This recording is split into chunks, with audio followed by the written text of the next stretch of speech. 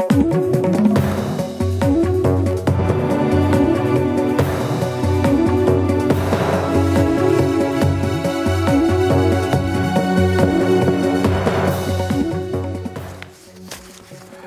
मैं रविश कुमार। लोकपाल के मुद्दे से लोकपाल भले ना आया हो, मगर इससे एक राजनीतिक पार्टी का जन्म जरूर हुआ और वो दिल्ली की सत्ता तक पहुंची।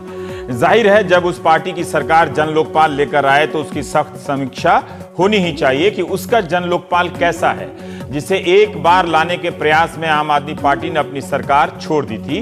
पहले आप इन दो तस्वीरों को देखिए। दोनों एक साल पहले तक जन लोकपाल पर सहयोगी थे, अब विरोधी हैं।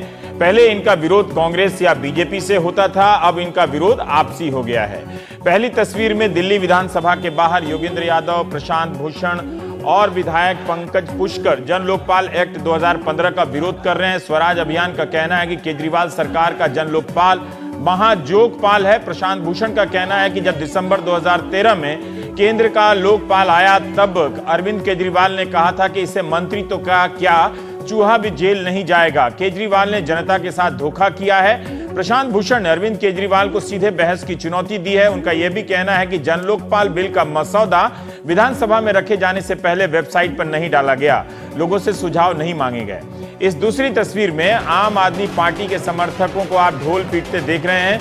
वे विधानसभा में जन लोकपाल के पटलागमन को लेकर काफी खुश हैं कि उनकी सरकार ने जनता से किया वादा निभा दिया है। पटलागमन यानी पटल पर रखा जाना। इनकी दलील है कि केजरीवाल सरकार ने जो जन लोकपाल बनाया है वो केंद्र के लोकपाल से भी बढ़िया है और आजाद भारत का सबसे मजबूत भ्रष्टाचार विरोधी कानून है। आम आदमी पार्टी के नेताओं का भी कहना है कि ये वही जन लोकपाल है जो फरवरी 2014 में रखा गया था। तब सदन में रखे जाने के सवाल को लेकर कांग्रेस के समर्थन से चल रही आम आदमी पार्टी की सरकार ने इस्तीफा दे दिया था। आम आदमी पार्टी जो हर कानून को पारदर्शी तरीके से बनाने की बात करती थी, उसने ड्राफ्ट को वेबसाइट पे क्यों नहीं डाला और सीधे विधानसभा में क्यों रखा, एक सवाल है। जबकि रामलीला मैदान के दिनों में एक एक प्रावधान की बात खुली सभा में हुआ करती थी। इन सब सवालों पर आने से पहले देखते हैं कि दिल्ली जन लोकपाल एक्ट 2015 क्या है। जन लोकपाल लोक सेवकों के अलावा मुख्यमंत्री पर लगे आरोपों की भी जांच करेगा। आयोग शब्द का इस्तेमाल मुझे नहीं दिखा। इसके 3 ही सदस्य होंगे, एक चेयरमैन होगा और 2 सदस्य। 3 लोगों के चयन के लिए 4 लोगों की एक चयन समिति होगी, जिसके अध्यक्ष होंगे दिल्ली हाई कोर्ट के चीफ जस्टिस। सदस्य होंगे दिल्ली के मुख्यमंत्री, दिल्ली विधानसभा में नेता विपक्ष, अगर नेता विपक्ष नहीं रहा तो विपक्ष के द्वारा चुना गया कोई एक सदस्य और स्पीकर, यानी 4 लोगों की चयन समिति होगी। स्पीकर और मुख्यमंत्री आमतौर पर एक ही पार्टी या गठबंधन के होते हैं। 4 में से 2 सरकार के हो गए, 4 में से 3 राजनीतिक हो गए अगर आप स्पीकर को मिला दें तो। अरविंद केजरीवाल ने 2011 के आंदोलन में कहा था कि अगर नेता ही लोकपाल को चुनेंगे तो लोकपाल निष्पक्ष, स्वतंत्र और ईमानदार कैसे हो सकता है। 2013 के केंद्र के कानून के अनुसार लोकपाल को चुनने वाली कमेटी में प्रधानमंत्री, लोकसभा के स्पीकर हैं, नेता विपक्ष, भारत के चीफ जस्टिस हैं या चीफ जस्टिस के द्वारा तय जज होंगे, एक विशिष्ट न्यायविद भी होंगे जिसका सुझाव पहले 4 सदस्यों की तरफ आएगा और फिर राष्ट्रपति नियुक्त करेंगे। नेता विपक्ष के कारण या सबकी खामोशी के कारण 2 साल से लोकपाल केंद्र में नहीं आया है, नियुक्त नहीं हुआ है। जो केंद्र में लोकपाल के लिए संघर्ष कर रहे थे वो आपस में बंट गए और दिल्ली में लोकपाल बनाने में लग गए। उस वक्त अरविंद ने मांग की थी कि लोकपाल को चुनने वाली कमेटी में गैर राजनीतिक लोगों का वर्चस्व होना चाहिए, लेकिन मनीष सिसोदिया का इस बिंदु पर यह कहना है कि राष्ट्रीय न्यायिक जवाबदेही आयोग NJAC पर सुप्रीम कोर्ट ने फैसला देते हुए कहा कि एमिनेंट पर्सन यानी विशिष्ट व्यक्ति कुछ नहीं होते, ये सरकार के ही लोग होते हैं, इसलिए हमने विशिष्ट व्यक्ति का प्रावधान अपने ड्राफ्ट में नहीं रखा है। सुप्रीम कोर्ट ने केंद्र के लोकपाल कानून में मौजूद विशिष्ट न्यायविद को खारिज नहीं किया है। वहां अब आते हैं जन लोकपाल का अध्यक्ष कौन होगा। इस एक्ट के मसौदे के हिसाब से वही होगा जो सुप्रीम कोर्ट में जज, भारत के किसी भी हाई कोर्ट का चीफ जस्टिस या हाई कोर्ट में जज रहा हो। सदस्य वही होगा जिसके पास लोक प्रशासन, पब्लिक एडमिनिस्ट्रेशन, वित्त या जांच के क्षेत्र में विशेष अनुभव और योग्यता हो और जिसकी साख अच्छी हो, ईमानदार हो। जन लोकपाल का अध्यक्ष या सदस्य सांसद या विधायक नहीं हो सकता, किसी राजनीतिक दल से जुड़ा नहीं हो सकता। हाँ, अगर वो राजनीतिक दल से इस्तीफा दे दे, सांसदी या विधायकी छोड़ दे तो जन लोकपाल हो सकता है। तो क्या किसी राजनीतिक दल से इस्तीफा देकर आप जन लोकपाल बन सकते हैं? क्या यह राजनीतिक एंट्री का रास्ता नहीं है? जन लोकपाल और सदस्य 5 साल के लिए नियुक्त किए जाएंगे और तभी हटाए जा सकेंगे जब विधानसभा उनके खिलाफ 2/3 बहुमत से प्रस्ताव पास करेगी, यानी सरकार इसे हटा सकती है। जबकि पहले कहा गया था कि शिकायत के बाद जब तक सुप्रीम कोर्ट दोषी ना मान ले तब तक नहीं हटाया जा सकता। अब यह साफ नहीं है कि जन लोकपाल के खिलाफ कोई शिकायत हुई तो कौन जांच करेगा, किससे शिकायत होगी, सरकार या सुप्रीम कोर्ट से? जन लोकपाल राष्ट्रीय राजधानी क्षेत्र से संबंधित भ्रष्टाचार की शिकायत मिलने पर जांच कर सकता है। यह सवाल उठ रहा है कि क्या केंद्र सरकार के अधिकारियों, मंत्रियों या विभागों के खिलाफ भी जांच शुरू कर सकेगा? अगर किसी अधिकारी ने तकनीकी या प्रक्रिया में चूक की है तो उसके खिलाफ जांच शुरू नहीं होगी, यह भी लिखा है इसमें। अगर उसकी नीयत और निष्ठा पर शक होगा तो जांच की जा सकती है। गलत शिकायत करने पर 1 साल की जेल हो जाएगी या 1 लाख रुपए का जुर्माना या दोनों ही। तो सोच समझ कर शिकायत कीजिएगा। 1 लाख का जुर्माना और जेल के डर से पता चला शिकायत करने वाले ही नहीं मिल रहे हैं, उसके लिए शिकायत पाल के लिए एक ड्राफ्ट आ रहा है। क्या शिकायत करने वाले से यह उम्मीद की जाती है कि उसके पास अपनी कोई जांच एजेंसी होगी, या फिर इसका मकसद यह है कि हर कोई अनाप शनाप आरोप लगाने लगे तो जन लोकपाल काम नहीं कर पाएगा? खैर, शिकायत करने वाली सुरक्षा का प्रबंध करने वालों की सुरक्षा का प्रबंध करने का इसमें पर्याप्त अधिकार जन लोकपाल को दिया गया है। जन लोकपाल मामले की जांच के लिए खुद भी जांच अधिकारी नियुक्त कर सकता है, ये लिखा है उसमें, इन्वेस्टिगेशन के लिए, या सरकार की सहमति से किसी अधिकारी या एजेंसी को जांच अधिकारी नियुक्त कर सकता है। जांच अधिकारी को वो सभी शक्तियां प्राप्त होंगी जो जांच करने वाले पुलिस अधिकारी को होती है। प्रशांत भूषण का कहना है कि जन लोकपाल में स्वतंत्र जांच एजेंसी की कल्पना नहीं है इस वाले में। वैसे इसमें लिखा मिला कि जन लोकपाल जांच के लिए केंद्र सरकार की जांच एजेंसी या किसी भी संगठन या किसी भी अधिकारी की मदद ले सकता है। किसी भी राज्य या किसी भी केंद्र शासित प्रदेश की जांच एजेंसी की मदद ले सकता है। जांच पूरी करने का समय, अब उन एजेंसियों पर यह बाध्यता है या नहीं मदद करने की, ये मुझे नहीं मालूम। जांच पूरी करने का समय 6 महीने से लेकर अधिकतम 12 महीने का रखा गया है। जन लोकपाल के पास मुकदमा लड़ने का एक विभाग भी होगा, प्रोसिक्यूशन विंग उसको बोलते हैं, जिसमें वकील होते हैं। उसका निदेशक भी जन लोकपाल तय करेगा। जन लोकपाल की मंजूरी के बाद वकीलों की टीम विशेष अदालत में मुकदमा फाइल करेगी किसी भ्रष्ट अधिकारी के खिलाफ। दिल्ली के उप मुख्यमंत्री मनीष सिसोदिया ने कहा कि जजों को हटाने के लिए महाभियोग की जो प्रक्रिया अपनाई जाती है, यहां भी यही प्रक्रिया अपनाई जाएगी। समय सीमा में जांच और मुकदमा लोकपाल की सबसे बड़ी ताकत है। अधिकतम सजा आजीवन कारावास की है, 6 महीने से 10 साल तक की जेल है। भ्रष्टाचार से सरकारी खजाने को हुए नुकसान का 5 गुना तक जुर्माना लगेगा। निजी कंपनियों के करप्शन के मामले में भी उनके अधिकारियों को दंडित करने का अधिकार है। क्या पूर्ण बहुमत वाली अरविंद केजरीवाल सरकार का जन लोकपाल वो पाल है जो ना तो केंद्र सरकार के कानून में है या ना किसी अन्य विधानसभा के कानून में है, जैसा केजरीवाल सरकार और उनके प्रवक्ताओं ने दावा किया है? ये मजबूत कानून है या समझौतावादी कानून है? हम प्राइम टाइम में बात करेंगे। हमारे साथ प्रशांत भूषण हैं, मशहूर वकील और स्वराज अभियान से आप जुड़े हुए हैं। राघव चड्ढा साहब हैं, आप प्रवक्ता हैं आम आदमी पार्टी के, और विजेंद्र गुप्ता जी हैं, नेता विपक्ष दिल्ली विधानसभा के। आजकल विजेंद्र जी की एक ही तस्वीर चलती है, या तो विधानसभा में वो विरोध करते हैं या फिर वो निकाले जा रहे होते हैं मार्शल के जरिए। लेकिन यहाँ कोई चिंता नहीं कीजिएगा, यहाँ मैं हूँ आपकी रक्षा के लिए। तो हम 3 लोग हैं। मेरा प्रयास ये है कि बिंदुवार इस पे हम बहस करेंगे और बिंदुवार मोटिव नहीं अटैच करेंगे, जो तकनीकी बातें हैं उसी पर कहेंगे, ताकि लोगों को समझ में आए कि क्या तर्क दिया जा रहा है और क्या कमजोर तर्क दिया जा रहा है। तो प्रशांत जी, हम पहले आपसे जानना चाहते हैं कि वो पहला बिंदु क्या है जिससे आपको लगता है कि ये वो जन लोकपाल नहीं है, जिससे आपको लगता है कि राघव चड्ढा के पास मुकम्मल जवाब नहीं हो सकता। हालांकि हमने सुना कि आपने बड़े अलंकृत जुबान में राघव चड्ढा के बारे में कुछ कहा है, मैं बड़ा हैरान था व्यक्तिगत रूप से भी। लेकिन खैर, मैं पहला पॉइंट आपसे जानना चाहता हूं। देखिए, जन लोकपाल का आंदोलन किस आधार पर हुआ था?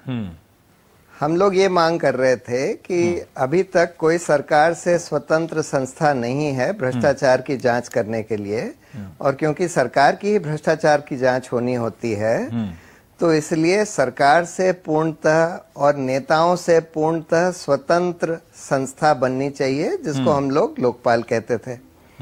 उसका एक बड़ा मापदंड ये था स्वतंत्रता का, हाँ। कि उसका चयन भी सरकार और नेताओं के हाथ में नहीं होगा। और इसलिए हम लोगों ने सारे बिल, जो जन लोकपाल बिल के 13 वर्जन्स बनाए, आखिर वर्जन 2.3 था। उसके बाद उत्तराखंड का बिल हम लोगों ने ड्राफ्ट करवाया 2011 का। उसके बाद 2014 का दिल्ली का जन लोकपाल बिल लाया गया। सारे बिलों में उनके चयन की प्रक्रिया में सरकार का सिर्फ एक आदमी है, प्राइम मिनिस्टर या चीफ मिनिस्टर। ये उत्तराखंड में जो लागू हुआ है उसमें भी एक ही आदमी है। जो उत्तराखंड में लोकपाल पास हुआ है उसमें भी एक ही आदमी है। हाँ, उसमें सरकार का, उसमें भी सरकार का एक ही आदमी है। ठीक है, अब आइए अपने पॉइंट पे आगे बढ़िए सर। हाँ, सिर्फ चीफ मिनिस्टर।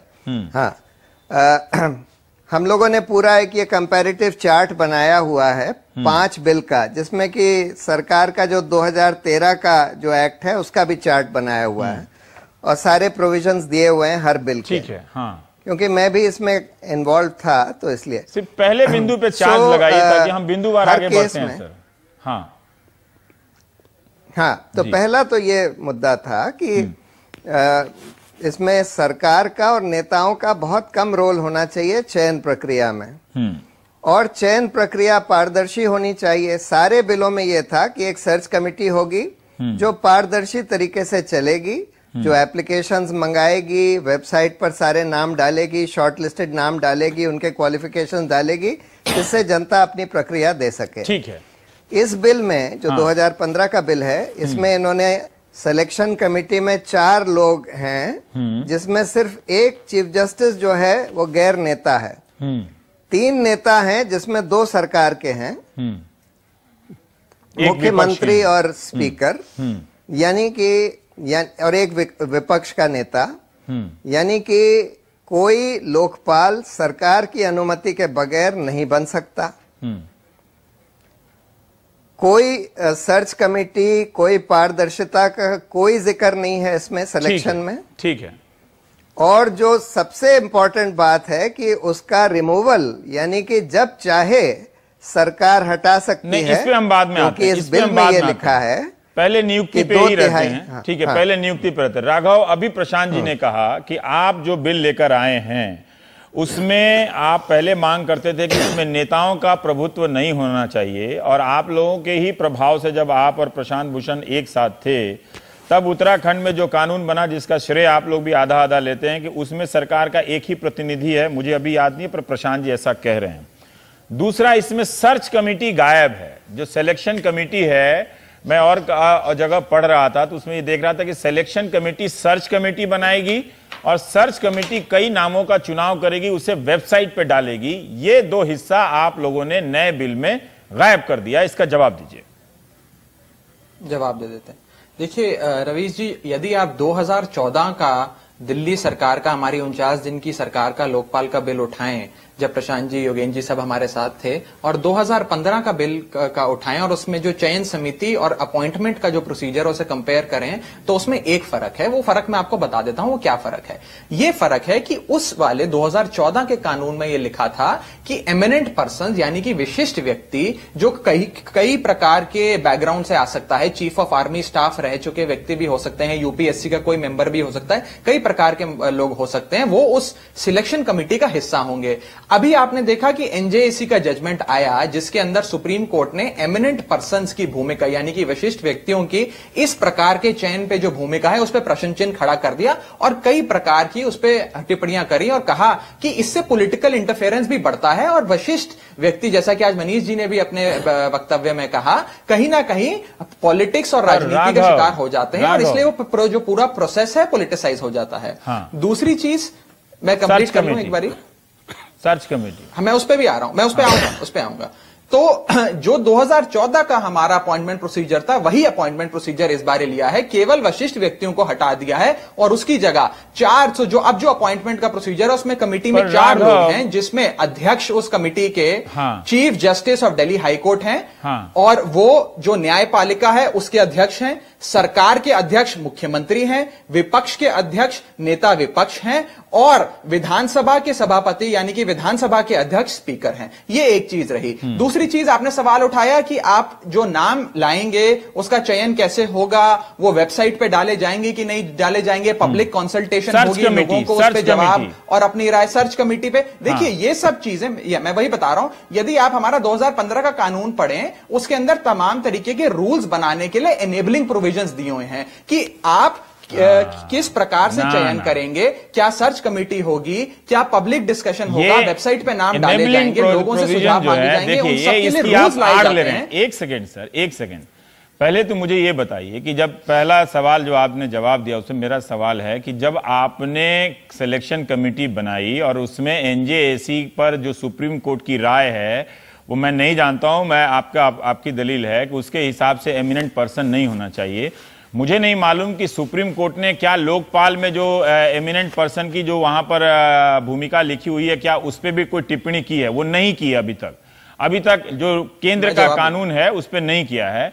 मुझे एक बात बताइए, तब आपने 2 जज बढ़ा देते, आप 3 जज रख देते, है ना, तो एक संतुलन बनता। आपने स्पीकर को क्यों डाला? फिर अगर आप स्पीकर को डालते हैं और मुख्यमंत्री को डालते हैं तो 2 लोगों का झुकाव उस तरफ हो जाता है। एक चीज मैं पहले के कानून में मैं कहीं पढ़ रहा था कि उसमें यह था कि अगर 5 में से 3 की असहमति हो जाएगी तो वो लोकपाल नहीं बनेगा। इसमें तो ऐसी कोई बात ही नहीं लिखी हुई है कि 4 में से 3 की सहमति जरूरी है। जी प्रशांत जी। नहीं देख लीजिए रवीश जी, मैं बता दूं आपको एक प्रशांत जी इनको जरा जवाब ले लेते हैं। 2014 के बिल में क्या था वो ये है जी, ये मैं पढ़ रहा हूं। इसके सिलेक्शन कमेटी में चीफ मिनिस्टर, स्पीकर नहीं है इसमें, लीडर ऑफ ऑपोजिशन, 2 जज दिल्ली हाई कोर्ट के जिसको कि सारे दिल्ली हाई कोर्ट के जज मिलकर सेलेक्ट करेंगे, एक प्रीवियस चेयरमैन लोकपाल का और 2 और एमिनेंट पर्संस जिनको ये 5 लोग सेलेक्ट करेंगे, जिसमें सरकार का सिर्फ एक आदमी है। राघव इसका जवाब दीजिए, फिर मैं विजेंद्र जी से पॉइंट लूंगा। पॉइंट बाय पॉइंट आते हैं जितना भी हो सकता है। हाँ, पॉइंट बाय पॉइंट जवाब देंगे, पॉइंट बाय पॉइंट जवाब देंगे। देखिए 2 जज को आपने 1 जज में कर दिया प्रशांत जी ने बताई। हाँ, मैं उस पर आ रहा हूं, उस पर भी जवाब दूंगा। जो कॉम्पोजिशन 2014 वाले कानून की प्रशांत जी ने बताई, उस कॉम्पोजिशन में से 2 लोग तो सीधे तौर पे एनजेएसी की जजमेंट के हिसाब से जो 2 विशिष्ट व्यक्ति एमिनेंट पर्सन वो हट जाते हैं। सर वो जजमेंट नहीं है राघव, वो जजमेंट नहीं है, मैं नहीं जानता, लेकिन वो जजमेंट नहीं है। आप सही कोट कर रहे हैं। स्पष्टीकरण दे दूंगा। हाँ, मैं उस पर भी आ जाऊंगा, मैं उस पर, और उसमें भी तमाम गैलेक्सी ऑफ लॉयर्स ने अपना आर्ग्यूमेंट सुप्रीम कोर्ट में दिया था। उसमें शायद प्रशांत जी भी शामिल थे, कई बड़े बड़े मशहूर वकीलों ने आर्ग्यूमेंट दिया।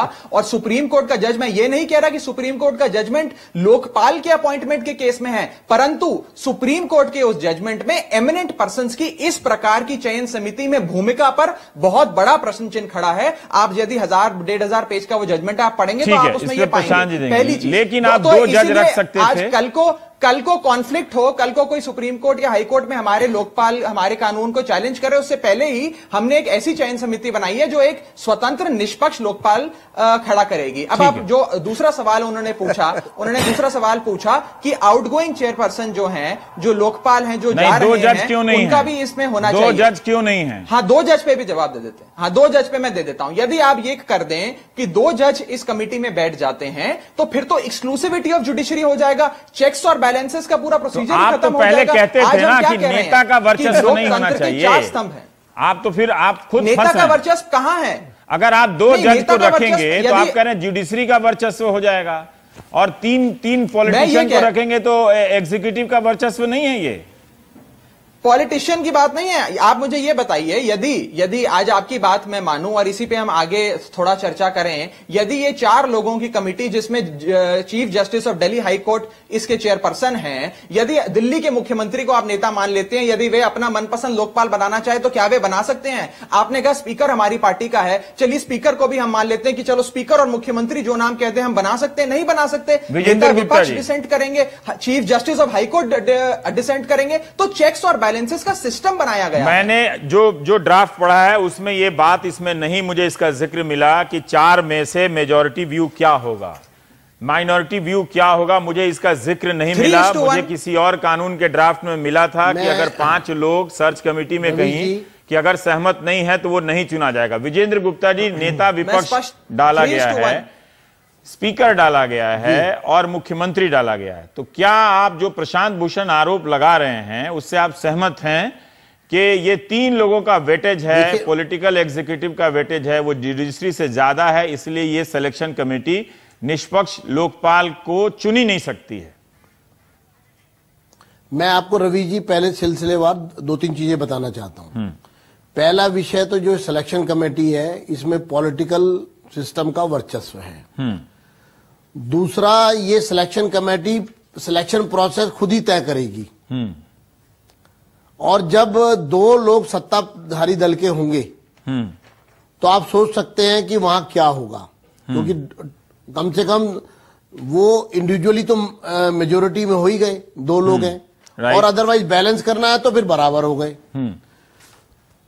तीसरा, इसमें लेफ्टिनेंट गवर्नर के अधिकार क्षेत्र में इंटरवीन किया गया, 239AA4 का खुला उल्लंघन हुआ है। कैसे? और उपराज्यपाल को इन्होंने सिर्फ रबर स्टैंप बना दिया इस पूरे मामले में कि जो कमेटी तय करेगी उसको वो सिर्फ नोटिफाई करने के लिए है। और चौथा, इसमें से राष्ट्रपति जी की भूमिका को समाप्त कर दिया। तो यानी कि अपॉइंटमेंट की complete absolute power chief minister ने, अरविंद केजरीवाल जी ने अपने हाथ में ले ली है।